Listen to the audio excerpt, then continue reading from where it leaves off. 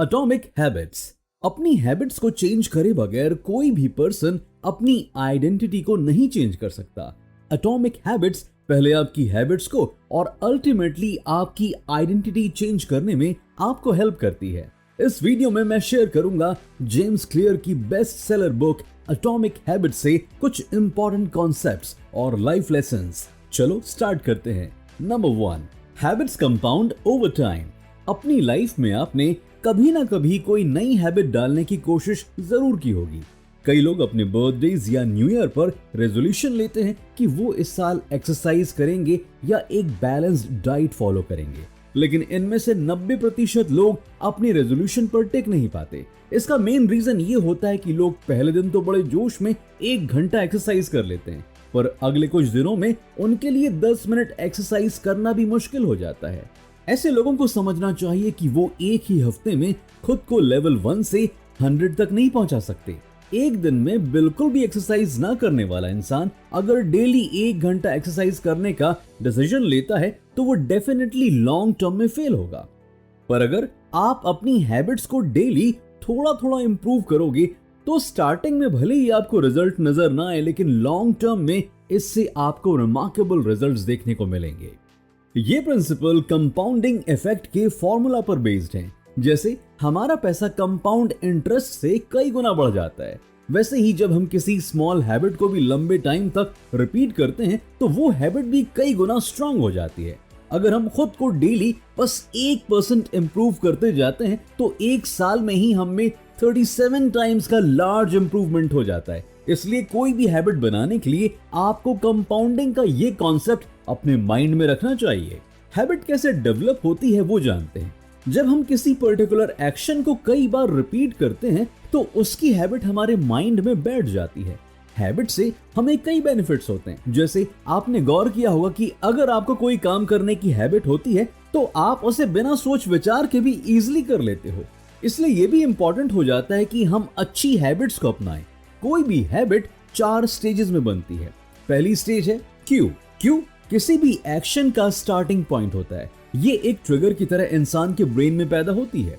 दूसरी स्टेज है क्रेविंग। हमारे माइंड में जब क्यू के जरिए सिग्नल आता है उससे कई एक्शन लेने की हमारी डिजायर पैदा होती है। इसे क्रेविंग कहते हैं। क्रेविंग एक मोटिवेशनल फोर्स होता है जो हमें एक्शन लेने के लिए उकसाता है। तीसरा है रिस्पॉन्स।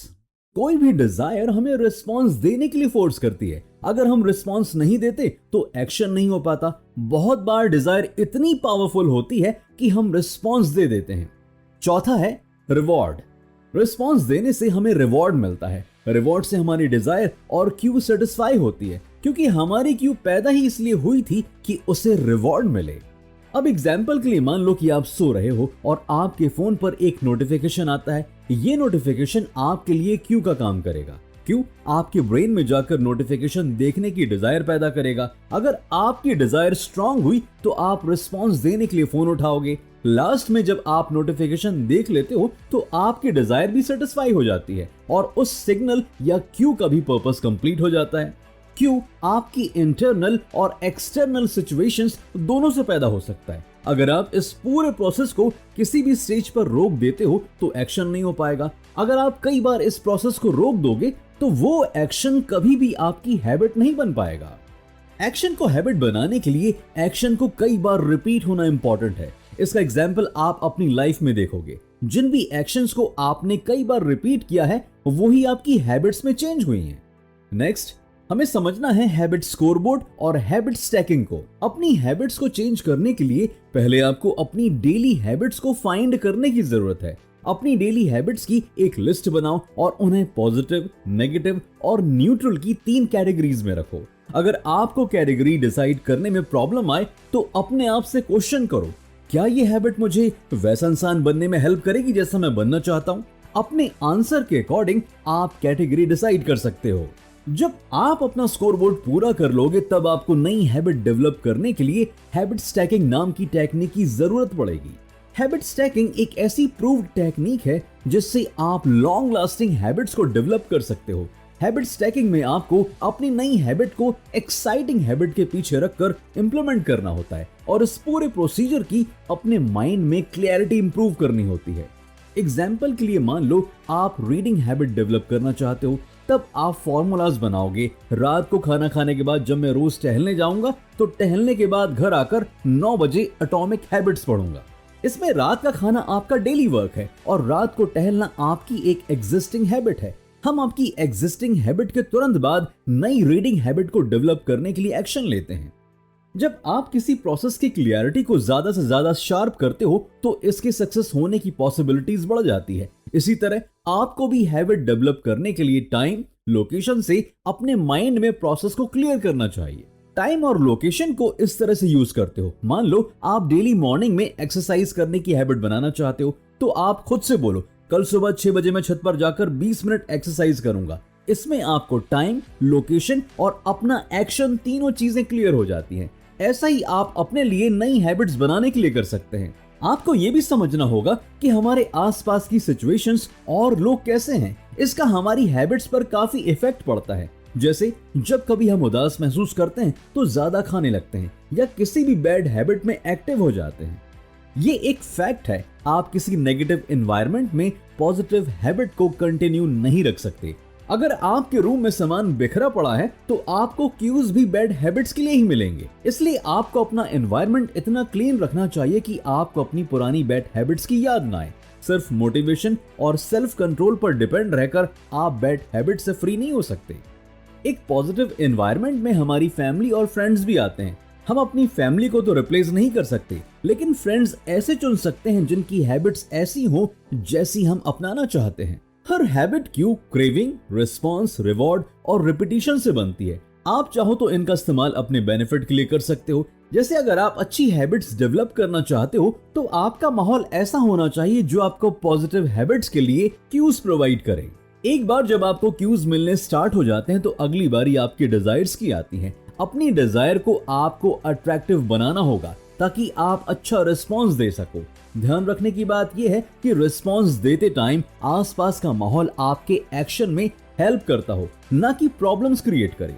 रिस्पॉन्स पूरा होने पर आपको रिवॉर्ड मिलता है, यानी आपकी डिजायर सेटिस्फाई हो जाती है। इसलिए पॉजिटिव हैबिट्स के लिए इंपॉर्टेंट है कि आपकी हैबिट से ज्यादा सेटिस्फेक्शन मिले। इसी तरह किसी बैड हैबिट को तोड़ने के लिए भी यही एलिमेंट्स आपके काम आएंगे। सबसे पहले बैड हैबिट्स के क्यूज आपके माइंड में कम से कम पैदा होना चाहिए। इसके लिए आप अपने एनवायरनमेंट को ऐसे बनाओ जिसमें आपकी पुरानी बैड हैबिट्स की याद आपको ना आए। अगर किसी तरह बैड हैबिट्स के लिए आपके माइंड को क्यों मिल जाते हैं तो आप अपनी डिजायर को अनअट्रैक्टिव बनाने की कोशिश करो। ऐसे सोचो कि आपको रिस्पॉन्स देने पर भी आपको मजा नहीं आएगा। कई बार हमारी डिजायर का फोर्स इतना ज्यादा होता है कि हम रिस्पॉन्स दे देते हैं। रिस्पॉन्स देने के बाद आप रिवॉर्ड से नहीं बच सकते, लेकिन हाँ, आप अपनी बैड हैबिट्स के रिवॉर्ड को अनसेटिस्फाइंग बना सकते हो। ऐसा करने से अगली बार आपकी डिजायर पहले के कंपैरेटिवली कम स्ट्रांग होगी, जिसका फायदा आप उठा सकते हो रिस्पॉन्स ना देकर। आपको हमेशा ध्यान रखना चाहिए किसी भी एक्शन को परफॉर्म करने के लिए क्यू, क्रेविंग, रिस्पॉन्स और रिवॉर्ड 4 एलिमेंट्स चाहिए होते हैं। लेकिन जब बात हैबिट डेवलप करने की आती है तो इसमें एक 5वां एलिमेंट रिपीटिशन भी जुड़ जाता है। जैसे जैसे आप पहले 4 एलिमेंट्स को रिपीट करते हो वैसे वैसे आपकी हैबिट डेवलप होनी स्टार्ट हो जाती है। चाहे आप हैबिट्स को क्रिएट कर रहे हो या डिस्ट्रॉय कर रहे हो, आपको हमेशा अपने इंप्रूवमेंट की डायरेक्शन में फोकस करना चाहिए। सही इंप्रूवमेंट का मतलब है कि जो भी नॉलेज आपको मिल रही है उसे आप इंप्लीमेंट भी कर रहे हो। अगर आप हेल्दी डाइट पर 10 किताब पढ़ लेते हो लेकिन हेल्दी डाइट को फॉलो नहीं करते तो आपकी नॉलेज आपके लिए बेनिफिशियल नहीं है। जो भी डिजायर आप फुलफिल करना चाहते हो उसमें प्लानिंग का जितना रोल है उतना ही प्रैक्टिस का भी है। इसलिए प्रैक्टिस को किसी भी कंडीशन में इग्नोर नहीं करना चाहिए। इंसानों में ये नेचुरल है कि हम काम को करने का सबसे इजी रास्ता ढूंढते हैं। ऐसा करने से हमारा टाइम और एनर्जी बचती भी है। इसलिए किसी भी हैबिट के डेवलपमेंट के लिए आपको ऐसे तरीके ढूंढने चाहिए जो आसान हो और जहां प्रॉब्लम्स कम हो। इसी लॉ को लॉ ऑफ लीस्ट एफर्ट कहा जाता है।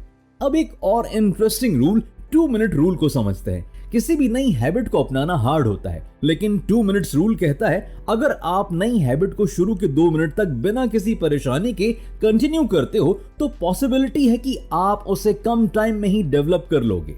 एग्जाम्पल के लिए, जब आप सिर्फ 2 मिनट के लिए एक्सरसाइज स्टार्ट करते हो तो आपको उसे 10 मिनट तक कंटिन्यू करने की भी मोटिवेशन मिलती है। जैसे जैसे आपकी मोटिवेशन बढ़ती है, आपका टाइम भी बढ़ जाता है। एटॉमिक हैबिट्स के ऑथर ने द गोल्डीलॉक रूल का भी जिक्र किया है। ये रूल बताता है कि सक्सेस के रास्ते में सबसे बड़ी प्रॉब्लम बोर्डम होती है, फेलियर नहीं। एक इंसान की मोटिवेशन सबसे ज्यादा तब होती है जब वो वर्क ना तो ज्यादा हार्ड हो ना बहुत आसान, क्योंकि आसान काम करने में इंसान बोरिंग महसूस करता है, जबकि अगर काम बहुत हार्ड होता है तो वो इंसान की कैपेबिलिटी से ज्यादा हो जाता है। इसलिए गोल्डीलॉक रूल के मुताबिक आपको ऐसा गोल डिसाइड करना चाहिए जो आपकी एबिलिटीज के अकॉर्डिंग हो और बहुत इजी ना हो। इंसान की हैबिट किसी भी काम को आसान बना देती है, तो उसमें बोर्डम आना तो फिक्स है। इसलिए अगर आप अपनी हैबिट से ही काम करना चाहते हो तो आपको बोर्डम से भी तालमेल बिठाना आना चाहिए। दूसरे शब्दों में, आपको बोर्डम अच्छी लगनी चाहिए ताकि आप काम को कंटिन्यू कर सको। तो गाइज, ये थे एटॉमिक हैबिट्स बुक के इंपॉर्टेंट कॉन्सेप्ट्स एंड लेसन्स। इस बुक का लिंक आपको वीडियो डिस्क्रिप्शन में मिल जाएगा। वीडियो काम का लगा हो तो लाइक, शेयर एंड सब्सक्राइब। और इसी तरह की बुक समरीज और लाइफ लेसन्स के साथ मिलता हूं मैं आपको नेक्स्ट वीडियो में। Thanks for watching.